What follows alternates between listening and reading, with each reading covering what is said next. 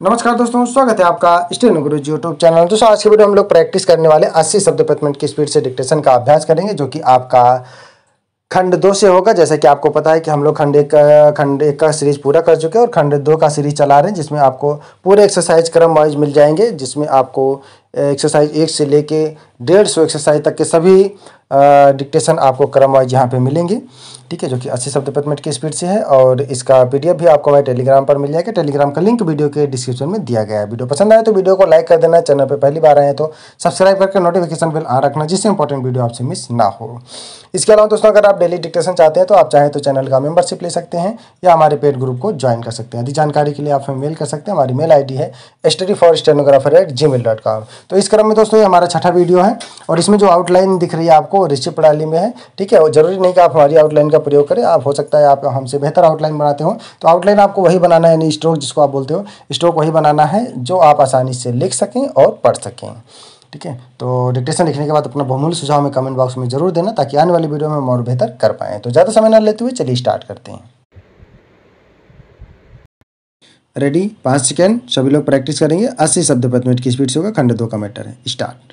महोदय, विकसित देशों की भांति विकासशील देशों में फिलहाल यह समस्या नहीं है, लेकिन बदली हुई परिस्थितियों में विशेषकर संभ्रांत परिवारों और कामकाजी माता पिता के बच्चों के बीच मोटापे की समस्या तेजी से बढ़ रही है। वैसे तो बच्चों के मोटे होने के लिए कई परिस्थितियां जिम्मेदार होती हैं, जैसे उनके पैतृक गुण, भूख, उसका स्वभाव और दुखी होना। किन्हीं विशेष प्रकरणों में हार्मोन संचय में गड़बड़ी होना मोटापे का कारण बन जाता है। यदि बच्चे के माता पिता मोटे हैं तो बच्चे की भी मोटे होने की संभावना बढ़ जाती है। पैतृक कारणों के अलावा बच्चे का स्वभाव भी उसके मोटापे के लिए जिम्मेदार साबित होता है। जो बच्चे ज़्यादा नाखुश रहते हैं वे प्रत्यक्ष रूप से ज़्यादा खाने के आदी हो जाते हैं। ऐसे बच्चों में असमय खाने की आदतें कहीं ज़्यादा होती हैं। जब कभी उनका मन नहीं लगता वे कुछ खा पी कर अपना मन बहलाने की कोशिश करते हैं और धीरे धीरे यह आदत बढ़ती जाती है, जो उनके मोटापे का कारण बन जाती है। इसके अलावा जो बच्चे खेलकूद में दिलचस्पी नहीं रखते उनके भी मोटा होने की संभावना होती है। व्यायाम की कमी से शरीर की ऊर्जा चर्बी में परिणत होने लगती है। इन सब परिस्थितियों में मोटापे के आसार बढ़ने लगते हैं। अधिक भूख लगना और अधिक भोजन खाना मोटापे का सबसे बड़ा कारण होता है। नवजात शिशु ही क्यों ना हो, उसे आवश्यकता से अधिक दूध पिलाना अवांछनीय है। दूध के स्थान पर ठोस आहार देना कहीं अधिक श्रेयस्कर होता है। जैसे जैसे बच्चा बड़ा होता है उसके खाने पीने में खासकर इस बात का ध्यान रखा जाना चाहिए कि उसमें चर्बी बढ़ाने का कारण बनने वाले खाद्य पदार्थ, खासकर घी, मक्खन आदि का इस्तेमाल अनुपात से ज़्यादा ना होने पाए। करीब 6-7 वर्ष से लेकर 14-15 वर्ष तक की उम्र के बच्चों का शारीरिक विकास अत्यधिक तेज हो जाता है। इस उम्र के दौरान विभिन्न शारीरिक एवं हार्मोन परिवर्तनों के कारण बच्चों में मोटापा बढ़ने का खतरा रहता है। मोटापा बच्चों के लिए कई बार अभिशाप बन जाता है। अन्य बच्चे उसे मोटा कहकर चिढ़ाते हैं तथा उसके साथ खेलना पसंद नहीं करते। इस प्रकार दुखी होने और अकेलेपन के कारण स्वयं को सांत्वना देने के लिए बच्चा सामान्य से क्रमशः मोटा ही होता चला जाता है। इतना ही नहीं, यही मोटापा बच्चे के आलसी होने का मुख्य कारण बनता है। सामान्य जीवन में वह और बच्चों की तुलना में पहले खेलने कूदने में और फिर कई बार पढ़ने लिखने में पिछड़ने लगता है।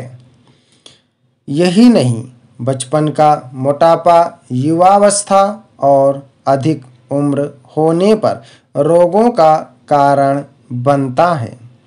मोटापा, हृदय रोग, कुछ प्रकार के कैंसर और समय से पहले मौत का प्रमुख कारण बन जाता है। अत्यधिक मोटापा शरीर में चर्बी को जन्म देता है, जिसका असर रक्त की धमनियों और शिराओं पर पड़ने लगता है।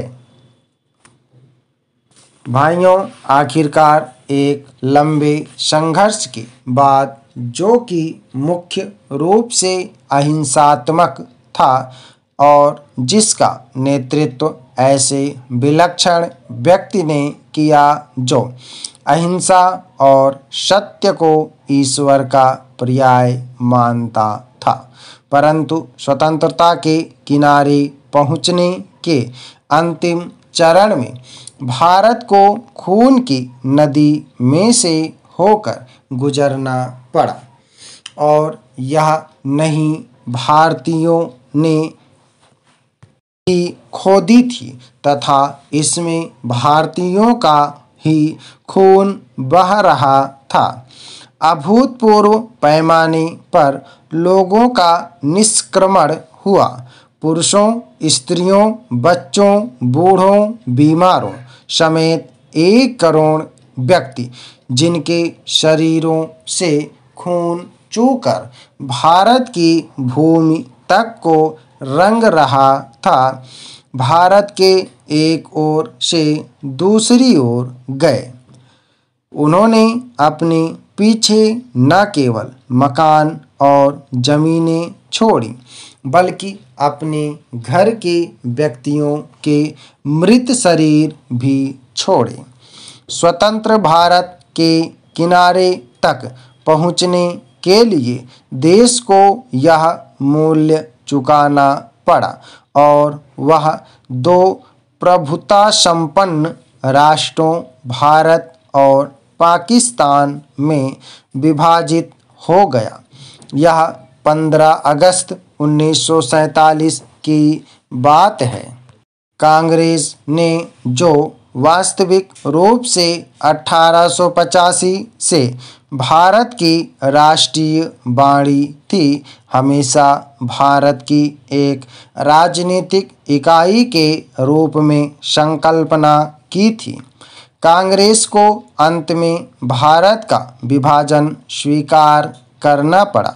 वैसे तो यह स्वीकृति सहमति से दी गई थी, परंतु वास्तविक रूप में देखा जाए तो यह ब्रिटिश शासकों द्वारा पिछले कई दशकों से उत्पन्न की गई परिस्थितियों के दबाव के कारण था।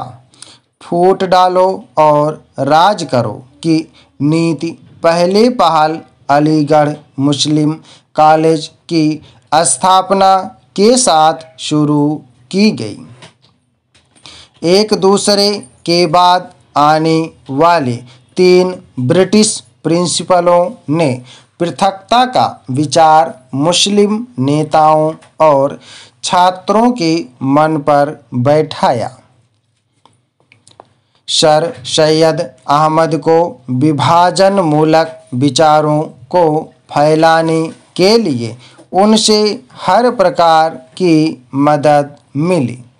हम यह नहीं कहेंगे कि इसमें हिंदुओं का कोई दोष नहीं था, जो मुसलमानों से सामाजिक स्तर पर अलगाव बनाए रखते थे और आर्थिक दृष्टि से उनका शोषण करते थे। अलीगढ़ कॉलेज के अधिकारियों को अपने उद्देश्य की पूर्ति के लिए उपजाऊ भूमि मिली। यह सब कुछ पिछली शताब्दी के अंतिम वर्षों में हुआ। इन्होंने सोच समझकर राष्ट्रीय मुसलमानों की उपेक्षा करने की नीति अपनाई। 1947 में कांग्रेस के पास विभाजन स्वीकार करने के सिवाय कोई विकल्प नहीं था, विशेषकर गंभीर सांप्रदायिक झगड़ों के कारण, जो कि गृह युद्ध का रूप धारण कर रहे थे। समाप्त। ओके दोस्तों, आप इसको प्रैक्टिस करेंगे। सभी लोग मैटर को प्रैक्टिस और ट्रांसक्राइब करें। खंड 2 का मैटर है, एक्सरसाइज 10 और 11 है, 80 शब्द प्रति मिनट की स्पीड से है। उम्मीद है कि दोस्तों वीडियो आपको पसंद आया होगा, तो वीडियो को लाइक कर देना, और अगर अभी तक आपने हमारे चैनल को सब्सक्राइब नहीं किया तो प्लीज़ सब्सक्राइब करके नोटिफिकेशन बेल ऑन करना। और दोस्तों, अगर आप डेली डिस्कशन चाहते हैं तो आप चाहें तो चैनल का मेंबरशिप ले सकते हैं या हमारे पेड ग्रुप को ज्वाइन कर सकते हैं। अधिक जानकारी के लिए आप हमें मेल कर सकते हैं। हमारी मेल ID है studyforstenographer@gmail.com। अपना बहुमूल्य सुझाव हमें कमेंट बॉक्स में जरूर देना। वीडियो को पूरा देखने के लिए बहुत बहुत धन्यवाद। Thanks for watching. जय हिंद, जय भारत।